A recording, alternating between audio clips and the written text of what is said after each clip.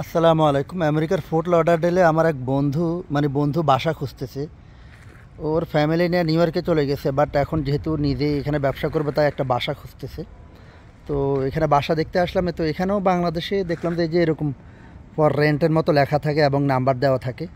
তো এটা হলো বাসাটা, আপনাদেরকে একটু দেখাবো যে এখানে বাসা ভাড়া কেমন এবং বাসাগুলা কীরকম। দেখেন, এই হলো বারান্দার সামনেই বৈকালিক বা সন্ধ্যার পরে কফি খাওয়ার চমৎকার একটা জায়গা।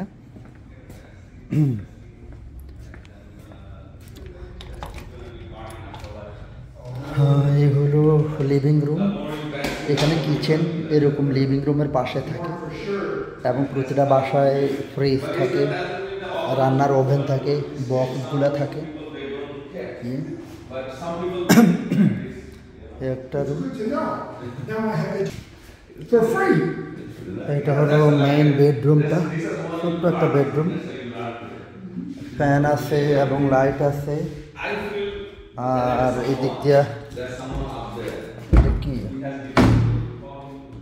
ওইটা বুঝতেছে না কি, ক্লোজেটগুলো আর কি সম্ভবত।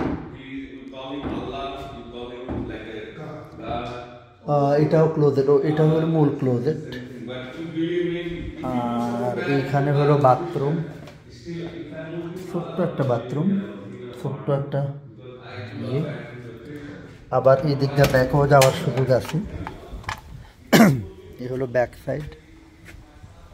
এটার ভাড়া কত একটু শুনবো। খোলামেলা বাতাস টাতাস আছে এবং এখানে এই যে ইলেকট্রিসিটির সকেটগুলো এরকম থাকে, এক রুমে অনেকগুলা থাকে, যে অ্যাঙ্গেল থেকে ইউজ করা যাবে। এটা অনেক বাসা সেন্ট্রাল এসি থাকে, এটাতে হলো আলাদা এসি। এটাও ক্লোজেট, এটা এদিকে মজুদ থাকবে।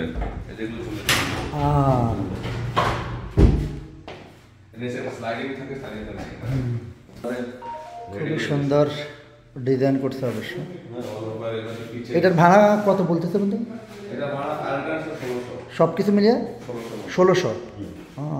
তাহলে সব কিছু মিলিয়ে $1600, বাংলাদেশে প্রায় কত পড়ে একটু চিন্তা করে দেখেন, অনেক টাকা। কারো বাচ্চা থাকলে বাচ্চারা এখানে সুন্দর খেলাধুলা করতে পারবে।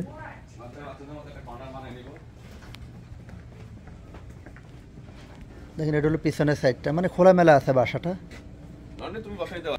আমার বন্ধু বাসা দেখতে আসছে, এখন বলতেছে বিয়ে সমিতি মেয়ে দেখতেও সেই ফিল্ডটা চলে আসছে। যে যখন বিয়ে করার সময় অনেক বাইরে থেকে অনেক মেয়ে দেখতো, সবাইকে বিয়ে করতে না, বিয়ে তো একটাই করতো। তো এখানে বাসা সিস্টেমে এরকম অনেকগুলা বাসা দেখবেন, একটা ভালোবাসা নেবেন, একটা ভালোবাসা পাবেন।